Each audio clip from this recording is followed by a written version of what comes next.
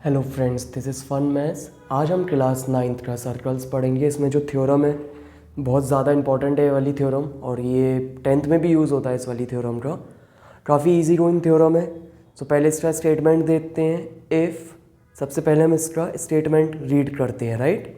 So if perpendicular is drawn from centre of a circle to a chord then it bisect the chord, right. So perpendicular का मतलब क्या होता है? Perpendicular का मतलब होता है राइट एंगल ट्राइंगल, यानी कि 90 डिग्री फॉर्म होना, right. Drawn from the centre of a circle, circle के सेंटर से हम एक परपेंडिकुलर ड्रॉ करेंगे टू अ कॉर्ड। अब एक कॉर्ड क्या होती है?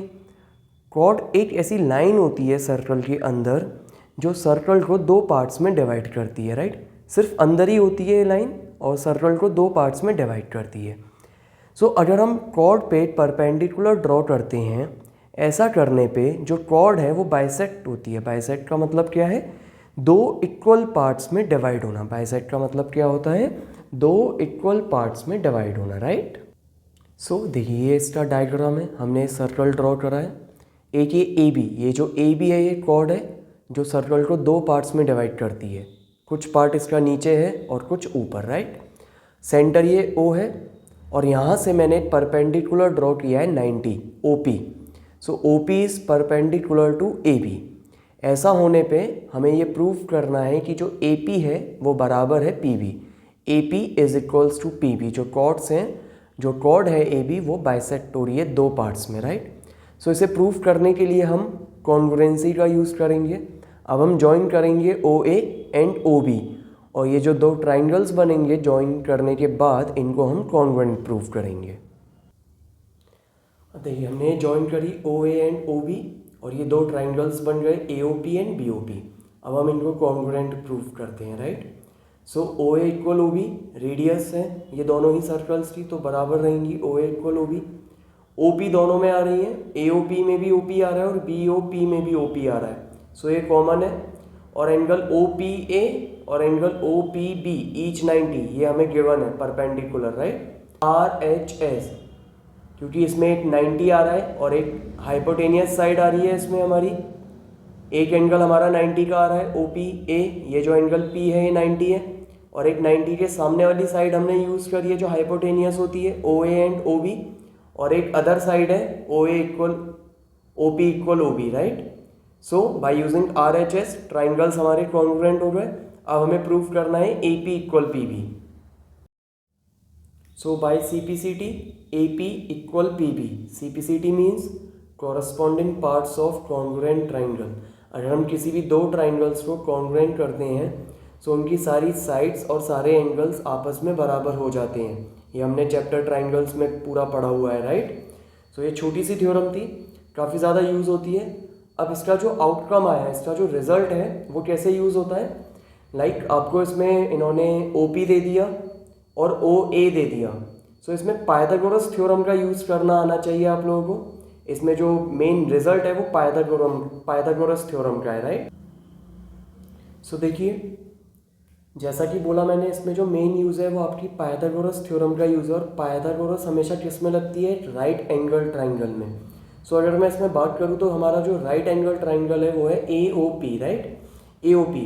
सो पाइथागोरस थ्योरम के अकॉर्डिंग जो 90 के सामने वाली साइड होती है उसको हम हाइपोटेनियस बोलते हैं, सबसे बड़ी साइड। सो सबसे पहले उसका स्क्वायर करते हैं। सो अगर मैं ये वाला ट्राइंगल ले रहा हूँ ए ओ पी, और ये हमारा 90 है पी पे, सो इसके अपोजिट में ओ ए है। सो सबसे पहले O A square then is equals to बाकी जो दो बची हुई साइड्स हैं आपकी A P square plus O P square, right. So this is the Pythagoras theorem. सबसे पहले हम 90 के सामने वाली साइड का स्क्वायर करेंगे जो हाइपोटेनियस होती है सबसे बड़ी साइड। उसके बाद हम जो दो बची हुई साइड्स हैं ए पी और ओ पी उनका स्क्वायर करके ऐड करेंगे। सो ये जो इसमें मेन रिजल्ट है वो यही यूज़ होगा इसमें, इस वाली थ्योरम के अकॉर्डिंग, राइट। अब हम एक क्वेश्चन करते हैं इसके ऊपर। सो देखिए, ये एक क्वेश्चन है आपके सामने। Radius of a circle is 13 centimetre. हमें रेडियस दे रखा है। रेडियस का मतलब है ओ ए हमें गिवन है 13, and the length of chord is 10 centimetre. अब जब ये कॉर्ड की लेंथ है, यानी कि हमें पूरी ए बी दे रखी है, ए बी, और हमें फाइंड करना है distance of the chord from the centre.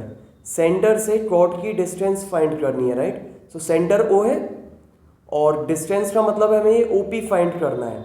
और अगर किसी भी चीज़ का हमें डिस्टेंस फाइंड करना होता है वो परपेंडिकुलर होता है, ये भी इंपॉर्टेंट चीज़ है, राइट।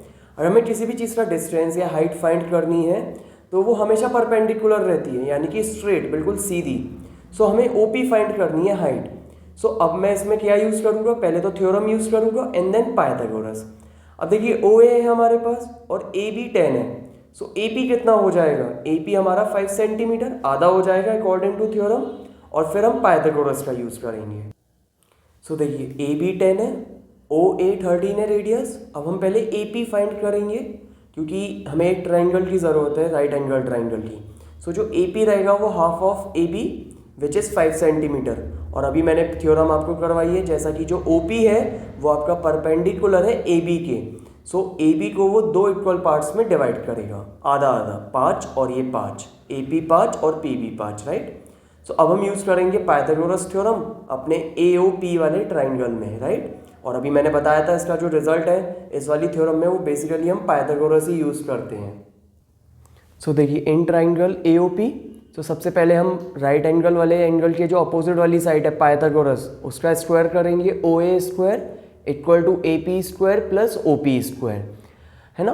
अब हमने वैल्यूज पुट करी, ओ ए हमारा 13 है, 13 का स्क्वायर इक्वल टू 5 का square plus O P square.